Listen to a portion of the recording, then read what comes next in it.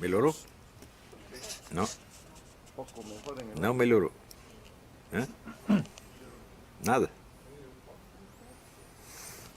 Me alegra especialmente estar aqui na alegria de pelo menos 3 heróis da América Latina. São Pérez Antunes, Coronel Plazas e Armando Valladares, cujo livro eu li mais de 20 anos atrás e que teve uma influência muito grande na minha vida. Agradeço muito ao Instituto e ao Museu por essa oportunidade. Muito bem, o nosso assunto ele tem várias portas de entrada possíveis. Pode-se entrar nesse assunto por várias vias. E eu vou aproveitar uma coincidência que hoje um repórter do New York Times, que está ali atrás, me perguntou por que tipos como eu e Bolsonaro somos frequentemente chamados de fascistas. Né? Então vamos entrar pelo lado do fascismo. Qual é a origem do fascismo? O fascismo começa por volta de 1910, com uma discussão interna no movimento socialista italiano e com, vamos dizer, uma cisão do movimento socialista baseada na teoria enunciada por 2 grandes teóricos do fascismo que se chamam Enrico Corradini e Alfredo Rocco. Alfredo Rocco, se bem me lembro, depois veio a ser ministro do governo Mussolini. E eles tinham uma teoria de que o sujeito agente, a força principal da Revolução Mundial, não podia ser a classe proletária, e aliás não podia ser nenhuma classe social, porque as classes sociais estavam condicionadas e circunscritas aos seus países de origem. Não havia, por exemplo, um proletário internacional. Proletário internacional era apenas uma maneira de dizer, mas se o proletário italiano saísse dali e fosse para a Alemanha, ele não seria um proletário na Alemanha, ele seria um mendigo. Então, a condição de proletário é uma condição nacional. Então eles pensavam, se queremos uma revolução mundial, o sujeito ativo dessa revolução não pode ser a classe proletária, não pode ser nenhuma classe. Somente a nação pode ser o agente da revolução mundial. Então a ideia, vamos dizer, de nações revolucionárias, ou seja, nações proletárias contra nações burguesas, ou nações exploradas contra nações exploradoras, esta foi a origem do fascismo. Se vocês observarem bem, vocês verão que depois da Segunda Guerra, esta estratégia foi adotada por todo o movimento comunista mundial. O movimento terceiro-mundista criado por Stalin não é nada mais do que isto. Se pegamos a história do Partido Comunista Brasileiro, por exemplo, vocês verão que a partir da Segunda Guerra, já na época do governo Getúlio Vargas, a estratégia era a aliança entre o proletariado e a burguesia nacional contra o imperialismo. Então, é a nação proletária contra a nação capitalista imperialista. Isso foi adotado em todo o mundo. Isso é a mesma coisa que dizer que o movimento comunista internacional, depois da Segunda Guerra, se transformou num movimento fascista internacional. E é por isso mesmo que eles xingam os seus adversários de fascistas para ocultar a realidade da sua própria política. Muito bem, se pegamos desde o início do movimento comunista com Karl Marx, nós veremos que sempre todo o mal e a violência, a criminalidade que estavam intrinsecamente associados a esse movimento eram justificados em função de fins a que essa violência, esse mal deveriam servir, de maneira que o mal serviria ao bem. Como diz o fim, justifica os meios. Então, por exemplo, a Revolução Proletária, com todo o sangue que derramasse, como derramou na Rússia e em outros lugares, se justificaria em função de um futuro de liberdade e prosperidade para o proletariado. Isso jamais se realizou, evidentemente. Como jamais se realizou, então foi preciso mudar o discurso. Passamos da revolução proletária para a revolução das nações exploradas contra as nações exploradoras. Porém, isto também não se realizou. As nações ditas exploradas que se revoltaram contra o imperialismo tiveram, sob o regime socialista, sob o regime revolucionário, uma sorte muito mais miserável, desgraçada do que tinham antes. Cuba, por exemplo, você vê que Cuba era, vamos dizer, a 4ª economia da América Latina, agora é a 27ª, uma coisa assim. Quer dizer, Cuba se desgraçou a si mesma, né, buscando, sob o pretexto de libertar-se do imperialismo, ela se desgraçou. Eu acho muito engraçado quando dizem que a culpa da miséria cubana é por causa do bloqueio. É porque os Estados Unidos não comerciam com Cuba. Mas antes da Revolução, a desgraça não era justamente o fato que os americanos comerciavam com Cuba? Então, eu não sei então se o imperialismo atrapalha mais pela sua presença ou pela sua ausência. Antes reclamavam da presença, agora reclamam da ausência. Então, tudo isso aí, é claro que são pretextos meramente verbais, é só uma tagarelice sem sentido. Porém, entre os anos 50 e 60, as pessoas mais inteligentes que havia no movimento comunista, que era um grupo de filósofos alemães, filiados ao que eles chamavam Instituto de Pesquisas Sociais, também chamado como Escola de Frankfurt, começaram a perceber que as grandes contradições e conflitos do capitalismo estavam se dissolvendo. Então, o proletariado, por exemplo, já não podia ser a grande força revolucionária, porque ele tinha sido absorvido pelo capitalismo e estava servindo ao capitalismo. A condição de vida do proletariado tinha melhorado muito, eles estavam prosperando em toda parte e eles estavam se sentindo muito bem no capitalismo e não queriam fazer revolução nenhuma. As nações exploradas também, né, viviam praticamente da ajuda dos seus exploradores, como a própria Cuba. Cuba vivia do dinheiro americano. Eu acho que saiu o dinheiro americano, antes reclamava porque o dinheiro americano estava lá, agora reclama porque não está mais lá. Então, as contradições todas acabaram. Então, como é que nós vamos destruir o capitalismo se não há contradições internas nele que nós possamos explorar? Então, esses filósofos, quase o chefe, vamos dizer, o fundador disso aí foi o filósofo húngaro Georg Lukács, mas os outros eram todos alemães, Max Horkheimer, Theodor Adorno, todos eles. Né?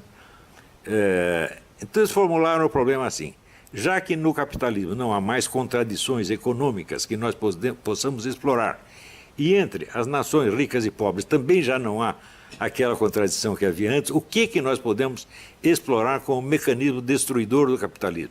Que contradição interna nós podemos encontrar dentro dos países capitalistas que nós possamos explorar para destruí-los? E eles criaram, então, o que se chamou dialética negativa. Dialética negativa consiste apenas em encarar tudo o que existe sob o aspecto negativo e encarar o lado de mal, de exploração, de crueldade que existe em tudo, todas as relações humanas possíveis. Relações que tanto pode ser abarcar a sociedade inteira, quanto pode ser relações pessoais.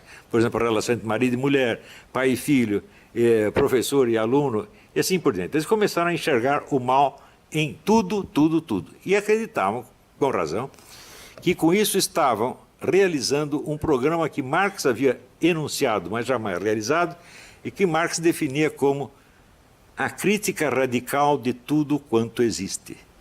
Note bem, não se trata de criticar a economia capitalista, nem os países imperialistas, mas tudo quanto existe. Né? Então você critica o casamento, a educação, a amizade, a economia, o trabalho, a lei, a moral, tudo, tudo, tudo é ruim, tudo é demoníaco. E eles se dedicaram a esse trabalho durante 40 ou 50 anos, por exemplo, quando muitos deles eram judeus que fugiram da Alemanha, com justa razão, fugindo da Alemanha, porque seriam mortos lá. Chegaram nos Estados Unidos, eles receberam aqui os melhores empregos, né, prêmios, eram paparicados e aplaudidos, tudo lá, e eles escreveram livros de que a sociedade americana é exatamente a mesma coisa que a sociedade alemã. Você fala, eles são loucos? Não, eles são simplesmente os autores da dialética negativa. Eles veem tudo pelo lado mal, inclusive as melhores coisas que existem. Ora, quando você se torna o crítico radical de tudo quanto existe, você se colocou acima da realidade existente. Toda a realidade é má e você é o crítico que a examina, analisa e condena. Automaticamente você está colocado acima da realidade, acima do universo, não apenas acima desta sociedade onde você vive, mas acima do universo inteiro. Só que, um momento, em que você se transformou? Você virou Deus? Porque você está acima? Não. Porque Deus está acima de fato, mas Deus não cria o mundo para criticar o mundo, e sim para salvá-lo. Ou seja, você, quando se torna o crítico radical de tudo quanto existe, você se transformou no demônio. E o demônio, evidentemente, está livre de todas as obrigações humanas. O demônio só tem direitos, e o direito dele é fazer o mal contra aquilo que é mal. Como tudo é mal, ele pode fazer o mal contra tudo, e ele jamais será condenado e nem acusado. Veja, isto quer dizer que esta política esquerdista hoje, ela tem sobre o seu público, especialmente o público jovem, um tipo de atrativo que é completamente diferente da que tinha antes. Antes tratava-se de fazer o mal em nome de um bem. Agora não precisa mais o bem. Agora, o mal é em si mesmo uma superioridade. Tão logo você aderiu a esta política, você está acima da humanidade. Você jamais é submetido a exame. Você é o examinador, você é o julgador e você é o carrasco que vai destruir tudo. E você jamais será examinado. Vejam, aconteceu um fenômeno, um fato singular, muito significativo. Após ter jogado milhões de jovens contra seus pais, contra seus professores, contra as leis, contra a moral, contra tudo, um dia o professor Theodor Adorno teve o desprazer de ver os alunos da faculdade invadirem a sua sala e começarem a quebrar tudo. E aí ele ficou, não, peraí, aí já é dialética negativa demais, isso aí não pode. Então, isso quer dizer, o dialético negativo, o acusador universal, ele está acima de todas as acusações, ele não pode ser acusado, ele não pode ser sequer analisado, é o tipo invisível que vê tudo. Ele é o olho que tudo vê, para usar um antigo simbolismo esotérico. Ele é o olho que tudo vê e ele jamais é visto. É por isso que o pessoal da direita, você perguntar assim, quantos livros de direita você leu destruindo, por exemplo, a filosofia do Theodor Adorno? Nenhum. Quantos livros de direita destruindo a filosofia de Georg Lukács? Nenhum. Toda a bibliografia direitista que existe critica o socialismo, critica o marxismo, critica vários programas políticos, mas nunca vai à profundidade da filosofia da dialética negativa. Nunca. E por isso esta dialética negativa ela sempre sobrevive e pode se refazer e se reconstruir depois das piores derrotas. Então isso quer dizer que enquanto esta filosofia da Escola de Frankfurt não for totalmente destruída, ela vai se renovar e vai reconstruir o movimento comunista milhões de vezes. Isso nunca acaba, isso é indestrutível. Veja, a destruição não é destrutível. A destruição vive apenas de destruir. Ou seja, nós podemos dizer que o pessoal da Escola de Frankfurt descobriu o segredo da vida eterna. Eles podem viver eternamente. É só viver da destruição e jamais propor nada positivo. Quando propor alguma coisa, propõe sob o nome de positivo algo negativo. Por exemplo, operar crianças de 5 anos, um menino de 5 anos que diz que é menina, você já manda operá-lo. Ela corta o órgão sexual dele e pronto, virou menino. Pode haver algo de bom nisso, é claro que isso é apenas destruição. Você não sabe o que vai ser desse menino mais tarde. Você não sabe se ele vai querer o seu órgão sexual de volta. Mas não precisa saber. Como é a destruição, e a destruição é sempre positiva, vamos em frente. E assim por diante. Quando você propõe... Um momentinho, deixa eu tomar uma água.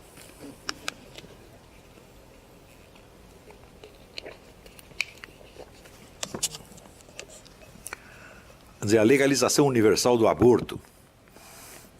Pensa bem. Alguém pode provar que um feto é um ser humano apenas uma coisa? Existem provas de uma coisa, existem provas da outra. Essa discussão pode continuar eternamente e ninguém chega a uma conclusão. Um não convence o outro não convence um. Então significa o seguinte, nenhum de nós sabe a resposta dessa pergunta. Se nós não sabemos, então há 50% de chances para um lado e 50% de chances para o outro. Portanto, a escolha não é racional. Isso quer dizer que aquele que é a favor do aborto, ele não é por motivos racionais, ele é porque ele quer. Ele quer o aborto universal. E ele quer porque o aborto universal é negativo e, portanto, do ponto de vista dele, será sempre positivo. E assim por diante. Tudo que as pessoas consideram mal passa a ser considerado bom. O bem só existe sob a forma do mal. E esta é a essência, esse é o segredo da Escola de Frankfurt. Isso tem um atrativo infinitamente maior do que a velha revolução proletária ou a velha revolução fascista. Porque tanto a revolução proletária quanto a revolução fascista, elas alegavam um bem futuro que era justificativa do mal que se está fazendo no presente. Era a finalidade boa que justifica o meio mal. Portanto, essas revoluções podiam ser criticadas em nome do quê? Dos fins que elas mesmas se propunham. Quando você via, por exemplo, que no regime socialista os proletários estavam passando muito mais fome do que no regime capitalista, você via que a revolução tinha falhado a realizar o fim que ela se propunha. Então ela podia ser criticada em nome do seu fim. Do mesmo modo, você vê, a revolução fascista prometia que, vamos dizer, as nações que estavam sendo exploradas e roubadas seriam as dominadoras. Não é isso? Então, sei lá, o Hitler vai propor um Reich que vai durar 1000 anos. Durou 12 e acabou muito mal. Não é isso? Mussolini acabou pendurado, assassinado e pendurado pelas pernas, e a Itália perdeu tudo. Então, essas revoluções podiam ser criticadas em nome dos fins positivos em nome dos quais elas faziam mal. Mas a nova revolução, a revolução da dialética negativa, não pode ser criticada por nada. Porque ela tem o monopólio da crítica, ela tem o monopólio do discurso destrutivo. E o monopólio do discurso destrutivo transforma o seu portador num tipo sobre-humano. Ele jamais pode ser condenado em nome de nada, nem mesmo da própria revolução. Você vê que os antigos comunistas ainda tinham a possibilidade de ter que fazer uma autocrítica. Nós erramos em tal ponto agora. Agora não há mais erro, meu Deus do céu. Está entendendo? O poder atrativo desta coisa é ilimitado. E pela mesma razão, não adianta discutir contra esta revolução com os argumentos e armas com que se usava contra a revolução proletária e a revolução fascista. Não adianta mais. As pessoas não são mais acessíveis a esse tipo de argumento, por quê? Elas são sobre-humanas. Você percebe? Um sujeito, por exemplo, que ele nasceu homem e decidiu virar mulher, bom, alguns acabam parecendo mulher mesmo, mas a maioria não acontece, o sujeito continua parecendo homem. Então você olha e vê um homem, mas ele diz, mas eu me sinto mulher e você não tem o direito de me olhar como os seus olhos me veem, você tem que me olhar como eu quero ser visto. Isso quer dizer que a piada do Groucho Marx, afinal, você vai confiar em mim ou nos seus próprios olhos? Virou realidade. Você tem que negar você tem que furar os seus olhos. Né? Você não tem o direito de enxergar as coisas como você as enxerga. Você tem que enxergar como o seu interlocutor quer ser enxergado. Então ele se colocou numa posição supra-humana. Ele não está mais em condição de ser julgado pelos mesmos critérios com que nós somos julgados. Ou seja, ele pode nos proibir de falar, sem jamais ser acusado de opressor ou de estar fazendo censura. Ele impedir você de falar significa o quê? Isso é liberdade de imprensa. Né? Em Cuba existe liberdade de imprensa, tanto que todos os jornalistas estão na cadeia. Colocados na cadeia é liberdade de imprensa. Por quê? Cuba não pode ser julgada por critérios humanos.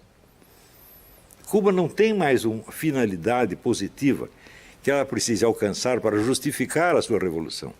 O seu fracasso se transformou no seu sucesso, porque quem determina o que é fracasso ou sucesso são eles mesmos. Fidel Castro, muitas vezes, quando a pessoa diz, não, mas o povo cubano está passando fome, diz que nós não temos aqui esse consumismo obsceno que vocês têm nos Estados Unidos. Nós comemos apenas o que é necessário. Né? Vocês comem 2 bifes todos os dias, nós comemos 1 bife por ano. E está muito orgulhoso disso. Né? Ou seja, o fracasso se torna um sucesso. Por quê? Porque o mal se tornou o bem. E todo o bem que existe... Me diga uma coisa, existe algum bem humano que seja absoluto? Não. Nós somos apenas humanos, nós não somos Deus. O bem absoluto só Deus consegue fazer. Tudo que nós fazemos, nós dizemos assim, o bem predomina. Mas não quer dizer que ele seja 100%. Ele é, digamos, 90%, 80%. E nós nos satisfazemos com isso. Mas eles, onde houver 10% de mal, eles vão dizer que é tudo mal. E esse pequeno mal, ele está presente em tudo. Então, é tipo de, vamos dizer, falácia filosófica que se enuncia da maneira seguinte: tudo é tal coisa. Por exemplo, se você disser, tudo é energia. Eu digo, bom, existe algum fenômeno onde a energia esteja ausente? Não, ela tem que estar presente em tudo. Ou seja, tudo é sexo. Existe alguma ação humana que não tem nenhum elemento sexual? Fala, bom, pelo menos o agente vai ter que ser o homem ou a mulher, uma terceira coisa. Então o sexo estará presente. Ou tudo é a lei da gravidade. Bom, a lei da gravidade jamais vai estar ausente. Então, todo fator que está presente em todos os fenômenos não pode ser causa de nenhum deles. Mas a técnica hoje é a seguinte: você pegar o fator que está presente em tudo e dizer que ela é a causa, e usar como argumento justamente a onipresença dela. É claro que é uma falácia filosófica, falácia lógica ridícula, grotesca. Mas isso convence as pessoas. Então,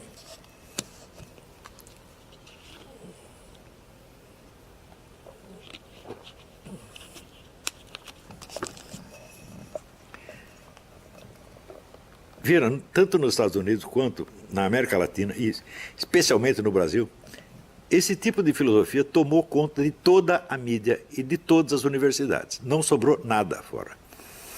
No Brasil eu assisti a esse fenômeno porque a partir dos anos 60, logo após a ditadura militar, os comunistas, vendo que tinham sido derrotados, expulsos do campo eleitoral político, decidiram usar a estratégia do Antônio Gramsci, que era da Revolução Cultural. Fazer a Revolução Cultural primeiro, a Revolução Política depois. Então, tem que tomar a mídia, as editoras, as universidades, etc., etc., lentamente, devagarinho, e sem dizer que é propaganda socialista, porque o objetivo do Antônio Gramsci, ele mesmo definiu assim: nós vamos fazer com que todos sejam socialistas sem saber.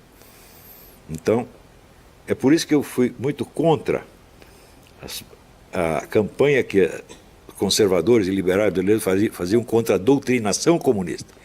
Quer dizer, não tem doutrinação nenhuma, meu Deus do céu. Eles estão induzindo as pessoas a ser socialistas sem tê-las doutrinado jamais. Eu vou lhe dar um exemplo de como se usava. Usava geralmente modificações comportamentais que não passavam pela esfera da opinião e das ideias. Houve, por exemplo, um professor na Suécia que fez um experimento que foi muito louvado no Brasil pelo diretor de teatro Gerald Thomas. Ele pegou os seus alunos e disse: vocês, durante esse fim de semana, vocês vão fazer um experimento de sexo oral com o seu colega aí do lado. Vocês vão chupar o membro dele e, quando ele ejacular, vocês vão engolir. E na segunda-feira vocês trazem um relatório científico do que se passou. Muito bem, quase todos disseram que foi bom. Por quê? Existem já pesquisas em psicologia que mostram que sempre que você faz uma pessoa agir contra os seus princípios, em 82%, 83% dos casos eles mudam de princípios, para não dizer que fizeram uma tremenda asneira. Então, quer dizer, até aquele dia ninguém tinha pensado em fazer sexo oral com o vizinho, a partir de segunda-feira todos começaram a pensar. Isto é doutrinação? Não, o professor não fez doutrina nenhuma, não os convenceu de nada, apenas sugeriu que fizesse uma experiência inocentemente. E é assim que se faz. Há um livro do Pascal Bernardin, que se chama... Pascal Bernardin é um professor de ginásio francês. O livro chama-se Maquiavel Pedagogo. E ele mostra o número dessas técnicas de manipulação comportamental que são usadas. Nenhuma delas parece propaganda de maneira alguma. Existem vários truques ali. Um deles chama-se pé na porta. Pé na porta é o seguinte: o pesquisador bate na porta do sujeito e diz: olha, eu sou da prefeitura, nós queremos aqui grudar um cartaz de trânsito aqui na sua parede, um cartaz de 2 metros de altura. O sujeito olha o cartaz e fala: não, pelo amor de Deus, você vai tampar a minha porta, vai ficar horrível a minha casa. Ah, então nós temos esse aqui pequenininho, de 30 centímetros, pode pregar? 90% dos casos todo mundo concordava. Então você pede uma coisa mais difícil, que ninguém vai dar, e daí você pede outra mais fácil, todo mundo cede imediatamente. Isso é muito usado nas escolas. Você sugere algo, os alunos dizem não, você respeita a opinião deles. E você faz uma sugestão um pouco menos chocante e todo mundo aceita. Essas técnicas são usadas o tempo todo. O sujeito que chama isso de doutrinação, ele não está entendendo nada, ele está achando que o sujeito está fazendo propaganda comunista. Não há propaganda comunista. Há apenas o uso intenso desse tipo de truques, onde, em vez da doutrinação, a doutrinação é uma coisa que passa pela cabeça, passa pelas opiniões, pelas ideias. Se você faz uma doutrinação, você está praticamente pedindo um debate, pedindo uma discussão, mas se você sugere experimentos, isso não passa pela esfera das opiniões. Você muda a conduta diretamente, sem passar pela máquina opinante que tem na cabeça de cada um. Isso significa o domínio total da mente do aluno. Mas pessoas muito bem interessadas, intencionadas, que lançaram a campanha Escola Sem Partido, falavam contra a doutrinação. E daí o que a esquerda fez? A esquerda disse, estão querendo nos censurar, estão querendo nos impedir. Então, veja, a facção que dominava tudo e que baniu completamente a opinião adversária do espaço dominado, começou a fingir que ela estava sendo censurada, ela estava sendo perseguida, ela estava sendo oprimida. E você veja, isso significa que o pessoal da direita, conservador, liberal, não entendeu o que estava acontecendo. O que estava acontecendo é uma coisa, estavam combatendo outra que não existia. Isso acontece praticamente no mundo inteiro. Eu vou lhes dar um exemplo. Eu sempre ando aqui com o meu cachimbo, não só porque eu fumo e gosto de fumar, mas porque é um símbolo. O economista Walter Williams, vocês devem conhecer, o Walter Williams é um brilhante economista negro, americano. Ele foi o único que fez uma análise correta disso aí. Ele disse, o movimento antitabagista foi o primeiro teste em nível de amplitude universal para avaliar a possibilidade de manipular a massa e dominá-la. Então o que eles fizeram? Lançaram aí algumas pesquisas científicas que diziam o fumo causa isto, mais aquilo, mais aquilo, mais aquilo outro. Muito bem, qual é o princípio número 1 da terapêutica? É o princípio de que, removida a causa, cessa o efeito. Hoje, o número de fumantes nos Estados Unidos diminuiu para 1/3, mas as doenças pulmonares e cardíacas não diminuíram nem um único caso. Não interessa. Agora o antitabagismo já venceu. Todo lugar que você vai tem o cartaz. Ambiente smoke free. Primeira vez que eu vi isso vai fazer o quê? 15 anos atrás. Eu acho que eu fui no Hudson Institute, uma dessas organizações conservadoras americanas. Eu fui lá fazer uma conferência, quando eu cheguei, vi o cartazinho, olhei aquilo e falei, você já perdeu na briga. Porque quando você permite que a autoridade governante policie os seus hábitos policiais, pessoais, você já perdeu tudo. Depois você quer preservar algumas liberdades políticas, não interessa se você não tem a liberdade pessoal, a liberdade concreta de fazer o que você gosta, você já entregou tudo, meu Deus, você já está derrotado. E, curiosamente, o único analista social que percebeu isso foi o Walter Williams. Esse artigo eu guardei, é brilhantíssimo. Se vocês quiserem, depois eu mando cópia para vocês. Então, é assim que se faz. E o que é que o tabagismo tem a ver com política? Nada, aparentemente nada, é a coisa mais inocente do mundo. E uma grande parte da opinião pública conservadora, especialmente das religiões católica e protestante, aplaudiram, falaram, não, fumar é mesmo obsceno, nós temos que proibir, etc, etc, sem perceber o dano que eles estavam fazendo à liberdade pública com isto. Quer dizer, impuseram a sua opinião, tornando-a legalmente obrigatória para todos. Na democracia não se faz isso, isso não é democracia de jeito nenhum. Mas assim como o tabagismo, muitas outras coisas. Hoje começa a ser proibido ser homem, ser um macho. Ser um macho é obsceno. Já repararam nisso? Todos nós temos que nos efeminar para não ofender as pessoas do lado. Você é muito macho, o outro que não é tanto se sente ofendido, coitadinho. Não é isso? E assim por diante. Não é isso? Você ser mãe. Não é isso? Então hoje em dia você pode ver um homem vestido de mulher, não é isso? Seminu, fazendo sexo na rua com outro, você pode, mas se uma mulher dá de mamar ao seu bebê na rua, ela pode ser presa. Porque ser mãe é obsceno. Vocês perceberam? Começou com esta coisa, vamos proibir isto. Ah, cheira mal, eu não gosto. Vamos proibir. Se você permite que o governo vá proibindo essas coisas, nunca mais para. E nada disso foi feito com discussões políticas, não houve doutrinação alguma. Leiam o livro do Pascal Bernardin, que chama Maquiavel Pedagogo. Eu publicado em francês, existe uma tradução brasileira, talvez exista uma tradução espanhola também, não sei. Uma tradução americana, acho que existe também. Pascal Bernardin, Maquiavel Pedagogo. Então, isso significa que esta mentalidade da dialética negativa, que conquista as almas não pela promessa de um bem futuro, mas pela promessa de uma condição sobre-humana imediata. Você está livre de todas as obrigações. Você não pode ser examinado, você não pode ser cobrado, você não pode ser analisado. Você é o olho que tudo vê e nunca é visto. Né? Toda esta juventude está com esta mentalidade. Viraram demônios, meu Deus do céu. Então a discussão não é mais política, ela passou para um outro nível. Não é isso? E por isso é que você vê fenômenos como esse da Argentina.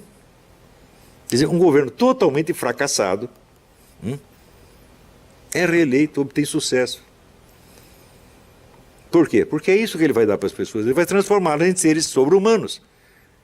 Vai liberar de todas as obrigações humanas e entregar para eles um instrumento de ação com os quais eles podem oprimir, assustar, maltratar e matar a quem eles quiserem. Isso é muito mais sedutor do que a antiga utopia socialista. A utopia socialista era para o futuro. Né? A presente geração vai se sacrificar, nós vamos morrer, né? Mas um dia teremos o paraíso socialista. Agora, esta promoção do sujeito a uma escala sobre-humana é imediata. Não é uma utopia. Você começa a viver isso no primeiro momento.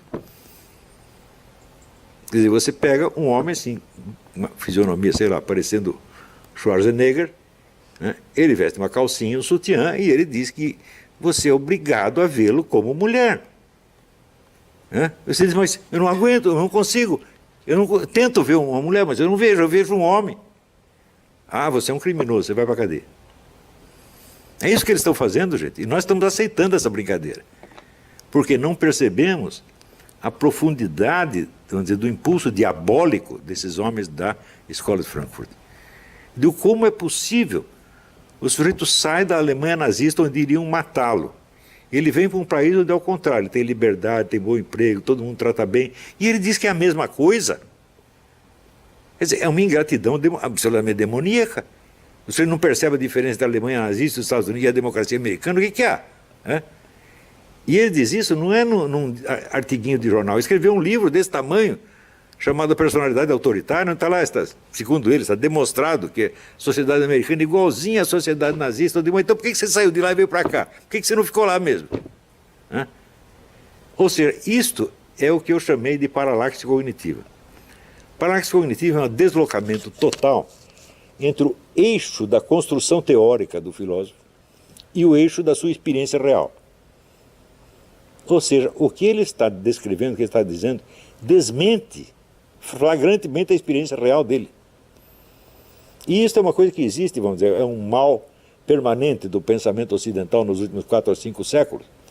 Né? Eu dou exemplo, por exemplo, Karl Marx, o próprio Karl Marx é um exemplo disso, onde ele diz que todas as classes sociais têm uma visão deformada da história.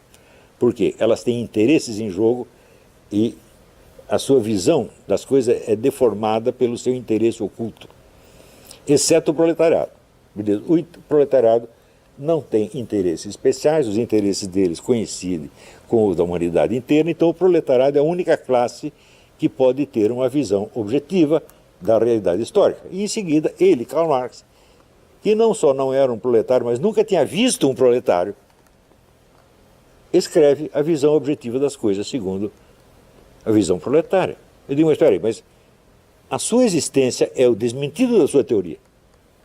A sua existência demonstra, quer dizer, se a visão proletária é a verdade, é a realidade, a sua existência demonstra que um burguês pode ver a realidade tão bem quanto um proletário. E você acaba dizendo que ele não pode. Ou seja, a mesma coisa que ele escrever, eu, Karl Marx, não consigo escrever este livro. Mas você escreveu. Então, isso não é hipocrisia. Isso não é nem falsidade, isso é um outro fenômeno que eu chamei de paralaxe cognitiva. Se fosse hipocrisia, ele estaria consciente do que ele está fazendo. Mas ele escreve isso com total inocência. Ele não percebe que sua vida é um desmentido da sua obra, que a sua experiência real diz o contrário do que ele está dizendo em palavras. E hoje é claro que este pessoal da Escola de Frankfurt, todos eles padecem de paralaxe cognitiva. Porque a premissa número 1 da dialética negativa é o seguinte: eu, o autor da dialética negativa, jamais serei submetido a ela. Eu, o autor, né, da análise pejorativa jamais seria objeto de análise pejorativa. Porque se for, você está liquidado na mesma hora. Se você pegar, por exemplo, né, Max Horkheimer era o presidente, foi o presidente da escola de Frankfurt durante muito tempo.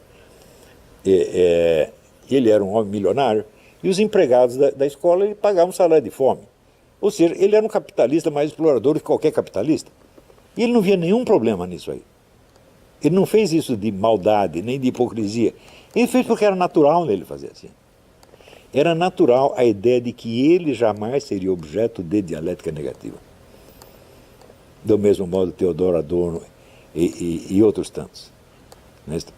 A influência que essa escola teve na América, e sobretudo no Brasil, é imensurável. E ela é imensurável por quê? Porque ela tem um atrativo hipnótico muito maior do que o capitalismo ou o fascismo. Veja, Karl Marx, Lenin, Mussolini, Hitler jamais conseguiram angariar tantos adeptos tão facilmente.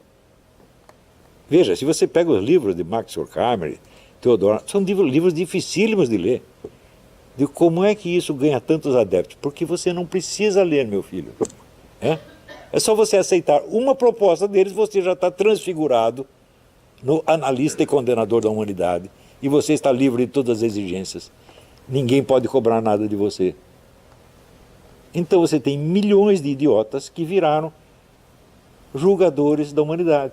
Eles estão sentados como é que se diz, numa mesa de juiz, colocam a humanidade ali no banco dos réus e condenam e pronto, acabou. E ninguém se lembra de fazer o mesmo com eles. Por quê? Porque a tradição de análise, tradição de discussão dos liberais e conservadores vem do mundo anglo-saxônico e eles entendem tudo como se fosse uma disputa entre o Partido Conservador e o Partido Trabalhista britânico. Os dois sentados no parlamento, cada um do seu lado, discutindo educadamente, de vez em quando um fazendo umas piadinhas sobre o outro e tudo não passa disso. Ora, a política da escola de Frankfurt não é apenas de destruição do capitalismo, é a destruição de tudo exceto eles. É a proposta mais cruel, mais sádica que alguém já fez. E até hoje ninguém percebeu isso. Por quê? Porque os homens da escola de Frankfurt jamais pertenceram ao Partido Comunista Soviético. Então todo mundo diz, não, eles são comunistas, mas eles são mais moderados do que Stalin. Fala, não, Stalin comparado com eles era um doce de coco, era um anjinho. Stalin nunca disse que era para destruir tudo que existia de bom. Eles disseram. Por trás de todo bem existe o mal. Para dar um exemplo de coisa ruim que eles desejavam destruir, Michel Foucault, que foi um discípulo deles e até radicalizou a proposta deles, ele era contra as pessoas terem paz. Ele achava que a pior coisa do mundo é a existência de paz. Por que para nascer nós precisamos de um pai? Que coisa mais injusta. Nós precisamos acabar com isso. Você vê que isso ele era contra o capitalismo? Não. Ele era contra o capitalismo, contra o socialismo, contra a natureza, contra a história, contra tudo. Só não era contra ele mesmo. Pierre Magnard, que sim, é um grande filósofo, foi colega dele, amigo dele, né? Disse, ele sempre foi louco. E, no entanto, as pessoas leem. Claro, o Michel Foucault não é nenhuma besta, de vez em quando ele tem umas intuições brilhantes sobre isso, sobre aquilo. Mas essa é uma característica a diferença fundamental entre a filosofia antiga e medieval e a filosofia moderna é o seguinte. Em geral, os filósofos antigos, como Platão e Aristóteles, eles têm razão no conjunto e eles erram num monte de detalhes. O de hoje é o contrário, eles erram no conjunto, mas acertam em um monte de detalhes. Se você lê as obras de Karl Marx faz análises brilhantes sobre isso, sobre aquilo, sobre aquilo. Quando você vai ver o conjunto, não faz sentido nenhum. E o Michel Foucault, a mesma coisa. Michel Foucault faz análise, por exemplo, faz análise do quadro do Velázquez, das meninas. A análise é brilhante, claro, mas o conjunto da filosofia do Michel Foucault não faz o menor sentido. E ela é baseada no quê? Na maldade. Este é o ponto. Nós não podemos aceitar essas pessoas como interlocutores genuínos. Dizer, não, eu sou apenas contra as suas ideias, mas vou preservar a sua pessoa. Fala, não, meu filho, as suas ideias até que são boazinhas, porque não prestem a sua pessoa. Isto, eu disse muitas vezes, no debate com João Pedro Stedler, que era o chefe do movimento do Sem Terra, tive um debate com ele na Bienal do Livro, em Porto Alegre, eu não lembro o ano, talvez minha esposa lembre. 2000 e pouco, E a plateia inteirinha era de membros do MST. E eu falei para eles, olha, eu não sou totalmente contra a sua proposta, a reforma agrária, eu não sou contra essa porcaria do seu líder, esse homem não presta. Eles ficaram assustadíssimos, né? E daí começaram a vaiar para não poder falar. Peguei o microfone e disse, cala a boca! Todo mundo ficou quietinho. Por quê? Eu conheço a fraqueza dessa gente. Eles são maus para esconder a sua profunda fraqueza. A crueldade deles expressa o medo que eles têm de existir e de assumir a responsabilidade da existência adulta. Eles não querem isso. Eles nunca chegam à maturidade e não querem. Eles querem continuar brincando de que eles são os julgadores da humanidade. Todo o Foro São Paulo é baseado nisso e por isso ele faz sucesso. E por isso, quantas derrotas ele sofra politicamente, ele vai se refazer. Então, o professor Sánchez tem toda a razão. Nós não podemos ser os antagonistas do Foro de São Paulo. Nós temos que destruir o Foro de São Paulo. Destruir para que isso nunca mais se levante, para que ninguém... Veja, hoje em dia o nazismo não é proibido. O comunismo também tem que ser. O Foro de São Paulo também tem que ser. Isso não é política, isso é crime. Os suíços chegam, nós temos que matar todos os judeus. Isso é política? Não, isso não é política, isso é crime. Nós não podemos... vamos discutir aqui, educadamente. Devemos matar os judeuzinhos, sim ou não? Você acha que tem sentido uma discussão dessa? Não tem nada. Cala a boca, burro, põe na cadeia, tampa sua boca uma rolha. Isso se não condenar à morte logo. Nós não podemos aceitar mais a existência dessas coisas. Não podemos aceitar, vamos dizer, a ideologia criminosa como se fosse uma proposta política. Isso não é uma proposta política. Isso é psicopatia. Isso é crime. Então, esta aí é a minha conclusão. Muito obrigado pela sua atenção. Por favor. Então, a primeira pergunta que vem do produtor executivo do Brasil Paralelo. Boa tarde, Olavo. Muito obrigado por me deixar participar nesse evento. Meu nome é Henrique, eu sou o produtor do Brasil Paralelo e eu quero fazer uma pergunta para o Olavo. No nome da empresa do Brasil Paralelo. O Partido dos Trabalhadores perdeu a eleição do ano passado. Então, eles perderam o poder que eles tinham nas instituições para financiar a agenda política do Foro de São Paulo. Eles estão fora do governo, então agora eles não têm os meios para, digamos, financiar as suas ações. Agora, dada a sua especialidade e ações e pensamentos revolucionários, como o Foro de São Paulo vai mudar a sua direção, já que eles não têm mais essa ajuda financeira? E a pergunta que se segue, o Foro de São Paulo ainda é relevante na América Latina, na política da América Latina dos dias de hoje? Obrigado, Olavo. O Foro de São Paulo, através do PT e de outros partidos, estão ouvindo bem, hein? Não se ouve nada aqui? Alô, alô? Melhorou? Muito bem. O Foro de São Paulo ainda domina toda a universidade brasileira e toda a mídia brasileira. A diferença aí é o seguinte: a mídia brasileira, se você somar a tiragem impressa e eletrônica de todos os jornais e revistas, você não alcança 1% da população. Isso significa que a mídia não tem um poder de influência sobre a massa dos cidadãos. Ela tem apenas a influência sobre 1%, mas esse 1% é a elite. Esse 1% são os juízes e advogados, são os políticos, são os empresários. E, então, a mídia tem uma influência tremenda sobre essa elite que ainda domina o país. Por exemplo, o Supremo Tribunal Federal, os vários tribunais, a própria classe jornalística. Então, por outro lado, o que é a universidade? A universidade é a elite futura. Quer dizer, a mídia domina a elite presente e a universidade forja a elite de daqui 20 ou 30 anos. Portanto, esses são os fatores decisivos. Eu expliquei várias vezes isso para os políticos conservadores brasileiros, mas acho que eles não entenderam ainda. Eles dão muita importância ao aspecto eleitoral e publicitário.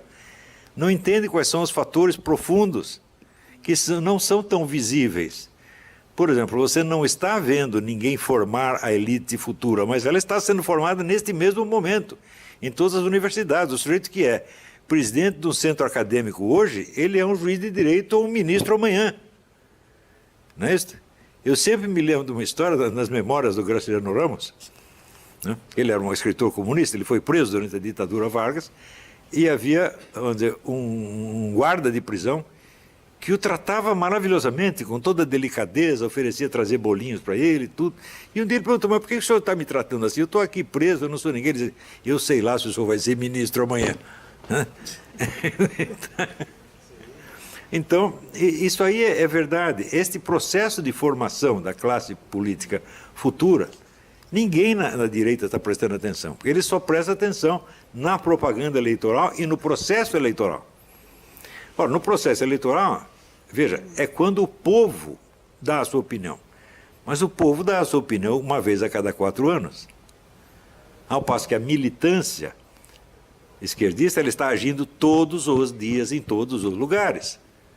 Então, você ter uma militância a seu serviço é uma coisa, você ter o eleitorado é outra. O eleitorado só dá um palpite uma vez a cada 4 anos. De resto, ele fica impotente e a militância é que age. Então, é por isso que nós elegemos o Bolsonaro com o apoio maciço da população e nós vemos que o Congresso e o Superior Tribunal Federal e a mídia conseguem paralisá-lo. Porque ele tem, vamos dizer, o poder eleitoral, sem dúvida, mas eles têm o poder mais imediato. E isso eu tenho explicado para a direita e o pessoal não quer entender. Inclusive, eu disse, logo depois da eleição, eu lembrei a seguinte coisa. Eu não sei se o Bolsonaro chegou a ler isso. Acho que não, porque senão ele teria pensado um pouco nisso aí. Quando um governante é eleito, a primeira coisa que ele tem que fazer é assegurar que o poder está realmente nas mãos dele. Resolver os problemas nacionais é a segunda etapa. Antes de você fazer uma coisa, você precisa assegurar que você tem os meios de fazê-la. Você não tem os meios de ação, você não vai praticar a ação. E qual é o meio de assegurar a ação? Seria destruir os seus adversários mais pérfidos, na mídia, no sistema judiciário, nas próprias Forças Armadas. E ele não fez isso até agora. Fez um pouquinho. A gente vê, por exemplo, que ele fala muito mal da mídia. Eu digo, mas você não precisa falar mal. Você simplesmente vasculhe, né, o arquivo, o registro policial dessas pessoas. Sabe que todas elas têm crimes nas costas, prenda todas. Expulse da profissão. Eu conheço uma lista de pelo menos 30 jornalistas. Né? Por exemplo, aquele cara do Globo que confessa que ter sido agente da KGB. O que é ter sido? O que é um ex-agente da KGB? O chefe da KGB, que é o Vladimir Putin, diz, não existe isso de ex-agente. O Zé Dirceu, ele disse, eu sou um ex-agente dos serviços de inteligência militar cubano. Ex? Como ex? Isso não existe. Você é um agente cubano ainda. Um agente cubano não pode ser deputado no Brasil. Um agente cubano não pode ser jornalista no Brasil. Então, era isso que ele tinha que ter limpado o terreno primeiro.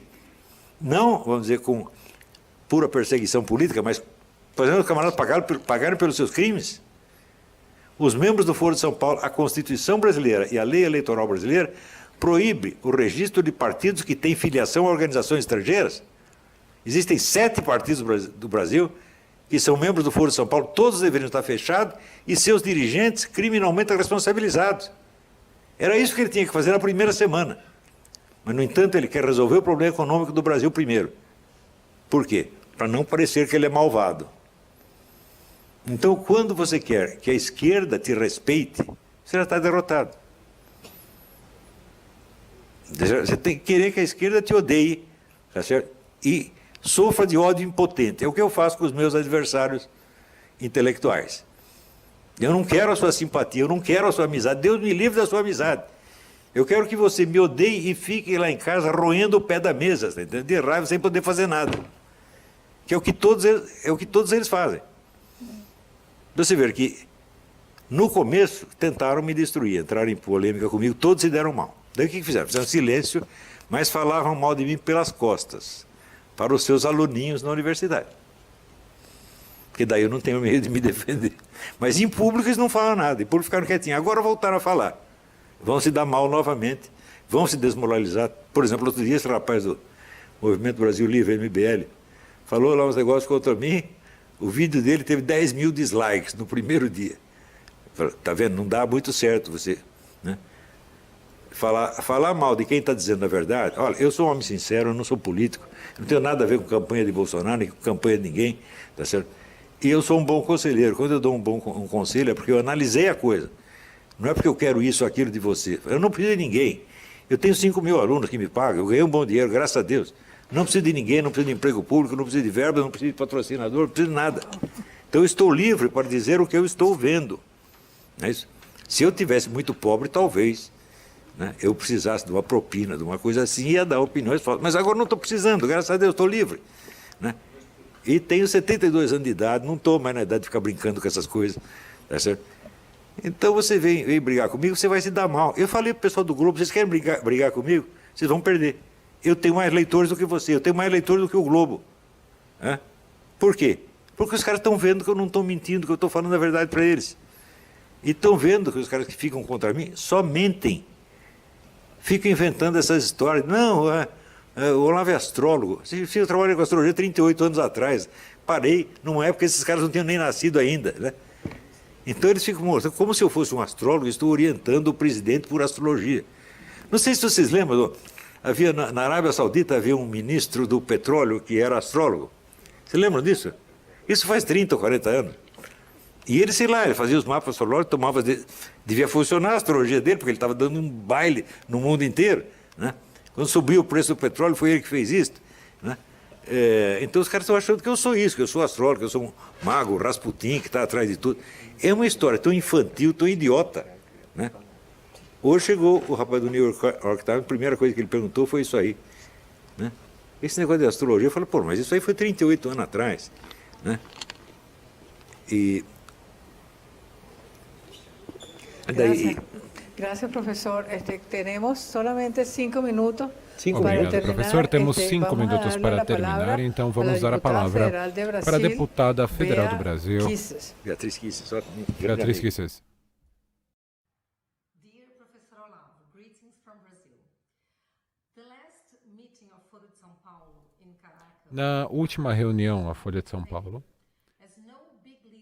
não teve, bem, como não teve um líder político, você considera isso aqui como um sinal de que podemos finalmente chegar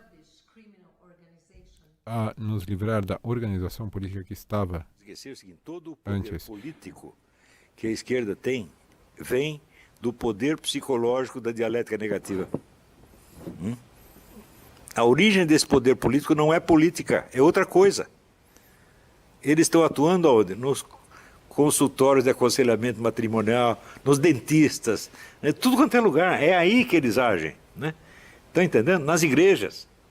E não é através de propaganda política, é disseminando esse tipo de atitude, transformando cada ouvinte, cada jovem, num juiz da humanidade inteira.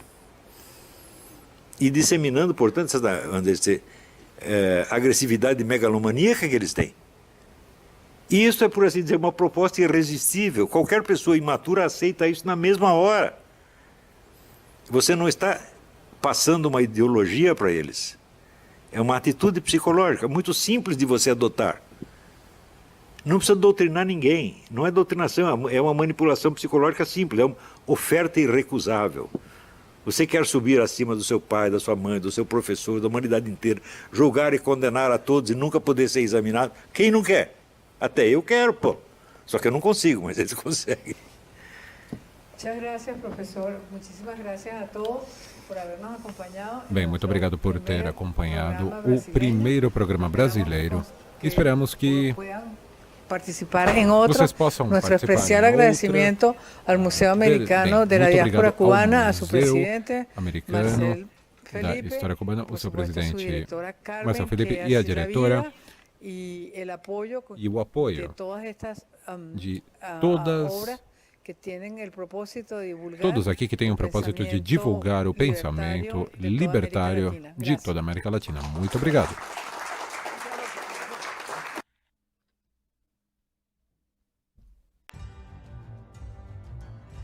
Quando a gente produziu a série de história, era uma epopeia para enfrentar os desafios. A verdade é que quando a gente tomou essa decisão, a gente não fazia ideia do que a gente ia enfrentar. A gente até tinha esperança que desse certo, mas era comum contar a ideia que a gente estava tendo para as pessoas e elas nos questionarem se a gente não tinha medo que o brasileiro não quisesse assistir, não fosse estudar, não tivesse interesse pela sua história e tudo mais. Isso gerava um certo medo acumulado. E quando a gente olha para trás e pensa que 14 milhões de pessoas assistiram a série Brasil, e é difícil entender que 1 a cada 15 brasileiros no país tiveram contato voluntário com aquilo que a gente produziu. Aquilo realmente mudou a vida da empresa e mudou as nossas vidas pessoais. Nós passamos a ser reconhecidos nesse assunto. E foi só no final, no último capítulo, que a gente se deu conta do significado que aquilo tinha e da importância que tinha tornar aquilo algo perpétuo. A série tem 7 episódios. Muitas pessoas, às vezes, não têm tempo suficiente para assistir todos os capítulos da série. Então, assim, a série cumpre o papel, mas agora nós queremos tudo em um filme só. Assim, nós teremos mais eficiência ao transmitir a mensagem. Isso permite uma síntese narrativa, porque o roteiro feito para a série Brasil, ele foi pensado episódio por episódio. Quando a gente pensa um filme único para propagar e ficar na história, a gente consegue fazer um arco narrativo fechado, que facilita muito a compreensão e a experiência de quem está assistindo. Nesse projeto do Novo Filme, a gente vai ter a oportunidade de reformar o roteiro.